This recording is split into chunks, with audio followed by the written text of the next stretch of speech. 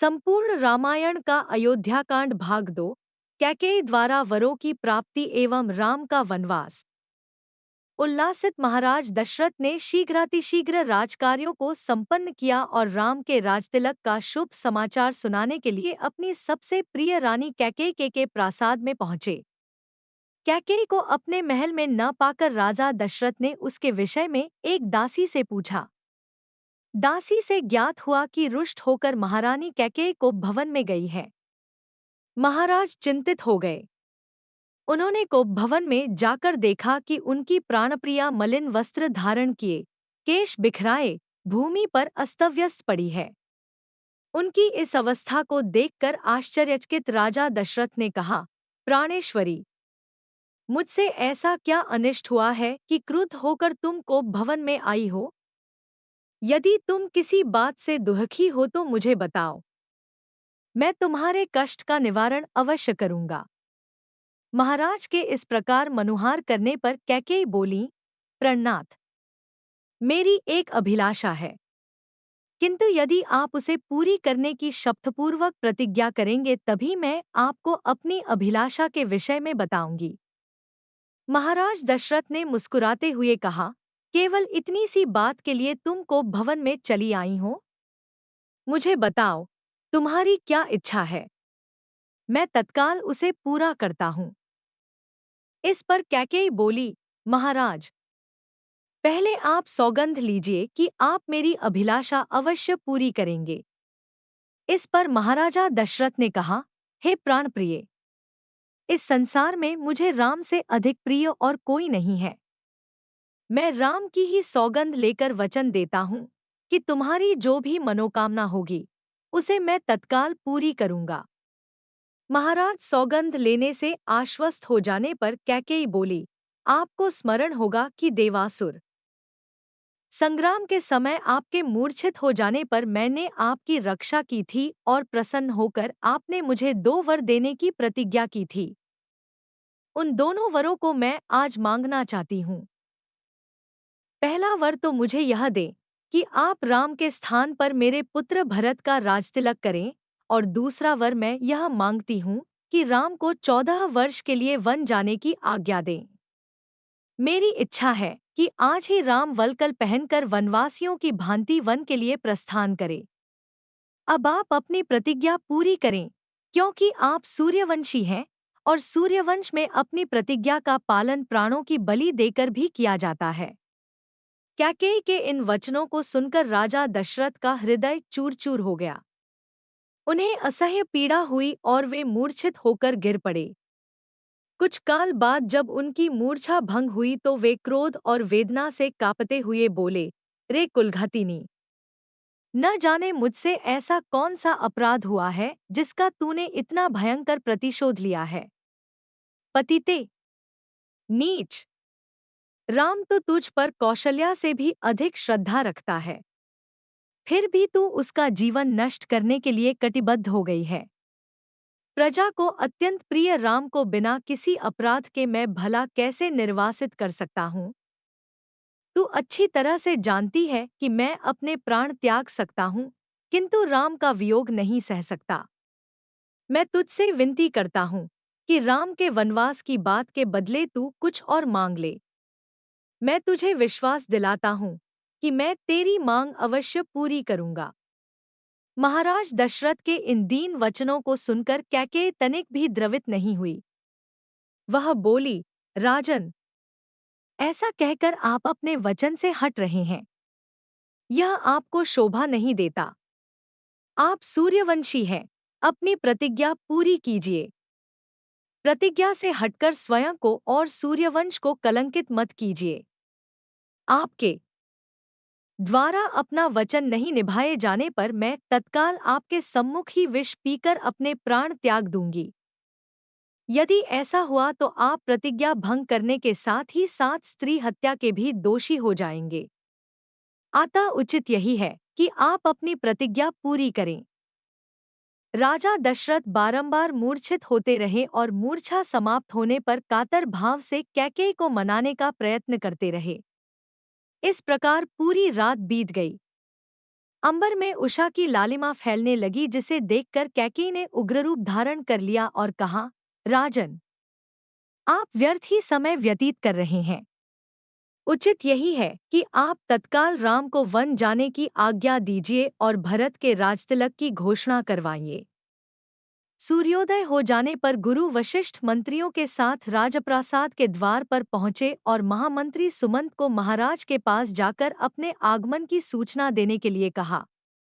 कैकेयी एवं दशरथ के संवाद से अनजान सुमंत ने महाराज के पास जाकर कहा, हे राजाधिराज, रात्रि का समापन हो गया है और गुरु वशिष्ठ का आगमन भी हो चुका है। अतएव आप शय्या त्याग कर गुरु वशिष्ठ के पास चलिए। सुमंत के इन वचनों को सुनकर महाराज दशरथ को पुनः असह्य वेदना का अनुभव हुआ तथा वे फिर से मूर्छित हो गए। उनके इस प्रकार मूर्छित होने पर कुटिल कैकेयी बोली, हे महामंत्री, अपने प्रिय पुत्र के राज्याभिषेक के उल्लास के कारण महाराज रात भर सो नहीं सके हैं। उन्हें अभी अभी ही तंद्रा आई है। महाराज निद्रा से जागते ही राम को कुछ आवश्यक निर्देश देना चाहते हैं। तुम शीघ्र जाकर राम को यहीं बुला लाओ। कैकेयी के आदेशानुसार सुमंत रामचंद्र को उनके महल से बुला लाए। राम ने अपने पिता दशरथ एवं माता कैकेयी के चरण स्पर्श किए। राम को देखकर महाराज ने एक दीर्घ श्वास और केवल हे राम कहा, फिर अत्यधिक निराश होने के कारण चुप हो गए। उनके नेत्रों में अश्रु भर आए। विनम्र स्वर में राम ने कैकेयी से पूछा, माता, पिताजी की ऐसी दशा का क्या कारण है? कहीं वे मुझसे अप्रसन्न तो नहीं है? यदि वे मुझसे अप्रसन्न हैं, तो मेरा क्षणमात्र भी जीना व्यर्थ है। कैकेयी बोली, वत्स, महाराज तुमसे अप्रसन्न तो हो ही नहीं सकते, किंतु इनके हृदय में एक विचार आया है जो कि तुम्हारे विरुद्ध है, इसीलिए ये तुमसे संकोचवश कह नहीं पा रहे हैं। देवासुर संग्राम के समय इन्होंने मुझे 2 वर देने का वचन दिया था। अवसर पाकर आज मैंने इनसे वे दोनों वर मांग लिए हैं। अब तुम्हारे पिता को अपनी प्रतिज्ञा का निर्वाह करने के लिए तुम्हारी सहायता की आवश्यकता है। यदि तुम प्रतिज्ञा करोगे कि जो कुछ मैं कहूंगी उसका तुम अवश्य पालन करोगे, तो मैं तुम्हें उन वरदानों से अवगत करा सकती हूँ। राम बोले, हे माता, पिता की आज्ञा से मैं अपने प्राणों की भी आहुति दे सकता हूँ। मैं आपके चरणों की सौगंध खाकर प्रतिज्ञा करता हूँ कि आपके वचनों का अवश्य पालन करूंगा। राम की प्रतिज्ञा से संतुष्ट होकर कैकेयी ने कहा, वत्स, मैंने पहले वर्ष से भरत के लिए अयोध्या का राज्य और दूसरे से तुम्हारे लिए 14 वर्ष का वनवास मांगा है। अतः अब तुम अपनी प्रतिज्ञा के अनुसार तत्काल वक्कल धारण करके वन को प्रस्थान करो। तुम्हारे मोह के कारण ही महाराज दुखी हो रहे हैं, इसलिए तुम्हारे वन को प्रस्थान के पश्चात ही भरत का राज्याभिषेक होगा। मुझे पूर्ण विश्वास है कि तुम अपनी प्रतिज्ञा का पालन करके अपने पिता को पापरूपी सागर से अवश्य मुक्ति दिलाओगे। राम ने दुहक और शोक से रहित होकर कैकेयी के वचनों को सुना और मधुर मुस्कान के साथ बोले, माता, बस इस छोटी सी बात के लिए ही आप और पिताजी इतने परेशान हैं? मैं तत्काल वन को चला जाता हूँ। यही मेरी सत्य प्रतिज्ञा है। महाराज दशरथ राम और कैकेयी के इस संवाद को सुन रहे थे। इसे सुनकर वे एक बार फिर मूर्छित हो गए। राम ने मूर्छित पिता और कैकेयी के चरणों में मस्तक नवाया और चुपचाप उस प्रकोष्ठ से बाहर चले गए। अपने पिता एवं माता कैकेयी के प्रकोष्ठ से राम अपनी माता कौशल्या के पास पहुंचे। अनुज लक्ष्मण वहां पर पहले से ही उपस्थित थे। राम ने माता का चरण स्पर्श किया और कहा, हे माता। माता कैकेयी के द्वारा 2 वर मांगने पर पिताजी ने भाई भरत को अयोध्या का राज्य और मुझे 14 वर्ष का वनवास दिया है। अतः मैं वन के लिए प्रस्थान कर रहा हूँ। विदा होने के पूर्व आप मुझे आशीर्वाद दीजिए। राम द्वारा कहे गए इन हृदय विदारक वचनों को सुनकर कौशल्या मूर्छित हो गई। राम ने उनका यथोचित उपचार किया और मूर्छा भंग होने पर वे विलाप करने लगी। उनका विलाप सुनकर लक्ष्मण बोले, माता, भैया राम तो सद्गुरुजनों का सम्मान तथा उनकी आज्ञा का पालन करते हैं। मैं समझ नहीं पा रहा हूँ कि मेरे देवता तुल्य भाई को किस अपराध में यह दंड दिया गया है। ऐसा प्रतीत होता है कि वृद्धावस्था ने पिताजी की बुद्धि को भ्रष्ट कर दिया है। उचित यही है कि बड़े भैया उनकी इस अनुचित आज्ञा का पालन न करें और निष्कंटक राज्य करें। भैया राम के विरुद्ध सिर उठाने वालों को मैं तत्काल कुचल दूंगा। राम का अपराध क्या है? उनकी नम्रता और सहनशीलता। मैं प्रतिज्ञा करता हूँ कि यदि राम के राजा बनने में भरत या उनके पक्षपाती कंटक बनेंगे तो मैं उन्हें उसी क्षण यमलोक भेज दूंगा। मैं भी उसी प्रकार आपके दुखों को दूर कर दूंगा जिस प्रकार से सूर्य अंधकार को मिटा देता है। लक्ष्मण के शब्दों से माता कौशल्या को ढांढस मिला और उन्होंने कहा, पुत्र राम, तुम्हारे छोटे भाई लक्ष्मण का कथन सत्य है। तुम मुझे इस प्रकार बिलखता छोड़कर वन के लिए प्रस्थान नहीं कर सकते। यदि पिता की आज्ञा का पालन करना तुम्हारा धर्म है तो माता की आज्ञा का पालन करना भी तुम्हारा धर्म ही है। मैं तुम्हें आज्ञा देती हूँ कि अयोध्या में रहकर मेरी सेवा करो। इस पर माता को धैर्य बंधाते हुए राम बोले, माता, आप इतनी दुर्बल कैसे हो गई? ये आज आप कैसे वचन कह रही हैं? आपने ही तो मुझे बचपन से पिता की आज्ञा का पालन करने की शिक्षा दी है। अब क्या मेरी सुख सुविधा के लिए अपनी ही दी हुई शिक्षा को झुठलाएंगी? एक पत्नी के नाते भी आपका कर्तव्य है कि आप अपने पति की इच्छा पूर्ति में बाधक न बने।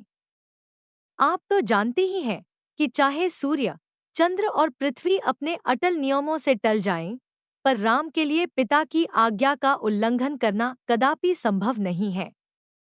मैं आपसे निवेदन करता हूँ कि आप प्रसन्न होकर मुझे वन जाने की आज्ञा प्रदान करें, ताकि मुझे यह संतोष रहे कि मैंने माता और पिता दोनों ही की आज्ञा का पालन किया है। फिर वे लक्ष्मण से संबोधित हुए और कहा, लक्ष्मण, तुम्हारे साहस, पराक्रम, शौर्य और वीरता पर मुझे गर्व है। मैं जानता हूँ कि तुम मुझसे अत्यंत स्नेह करते हो, किंतु हे सौमित्र, धर्म का स्थान सबसे ऊपर है। पिता की आज्ञा की अवहेलना करके मुझे पाप, नरक और अपयश का भागी बनना पड़ेगा। इसलिए हे भाई, तुम क्रोध और क्षोभ का परित्याग करो और मेरे वनगमन में बाधक मत बनो। राम के दृढ़ निश्चय को देखकर अपने आंसुओं को पोंछती हुई कौशल्या बोली, वत्स, यद्यपि तुम्हें वन जाने की आज्ञा देते हुए मेरा हृदय चूर चूर हो रहा है, किंतु यदि मुझे भी अपने साथ ले चलने की प्रतिज्ञा करो तो मैं तुम्हें वन जाने की आज्ञा दे सकती हूँ। राम ने संयमपूर्वक कहा, माता, पिताजी इस समय अत्यंत दुखी हैं और उन्हें आपके प्रेमपूर्ण सहारे की आवश्यकता है। ऐसे समय में यदि आप भी उन्हें छोड़कर चली जाएंगी तो उनकी मृत्यु में किसी प्रकार का संदेह नहीं रह जाएगा। मेरी आपसे प्रार्थना है कि उन्हें मृत्यु के मुख में छोड़कर आप पाप का भागी न बने। उनके जीवित रहते तक उनकी सेवा करना आपका पावन कर्तव्य है। आप मोह को त्याग दें और मुझे वन जाने की आज्ञा दें। मुझे प्रसन्नतापूर्वक विदा करें। मैं वचन देता हूँ कि 14 वर्ष की अवधि बीतते ही मैं लौटकर आपके दर्शन करूंगा। धर्मपरायण राम के युक्तियुक्त वचनों को सुनकर अश्रुपूरित माता कौशल्या ने कहा, अच्छा वत्स, मैं तुम्हें वनगमन की आज्ञा प्रदान करती हूँ। परमात्मा तुम्हारे वनगमन को मंगलमय करे। फिर माता ने तत्काल ब्राह्मणों से हवन कराया और राम को हृदय से आशीर्वाद देते हुए विदा किया। दोस्तों, कथा अच्छी लगी हो तो चैनल को सब्सक्राइब, लाइक एवं शेयर कर दे तथा बेल आइकॉन ऑन कर ले, जिससे रामायण के आगे के भाग आते ही आपको नोटिफिकेशन मिल जाएगा। दोस्तों, संपूर्ण महाभारत एवं रामायण के भाग के लिंक डिस्क्रिप्शन में मिल जाएंगे। धन्यवाद।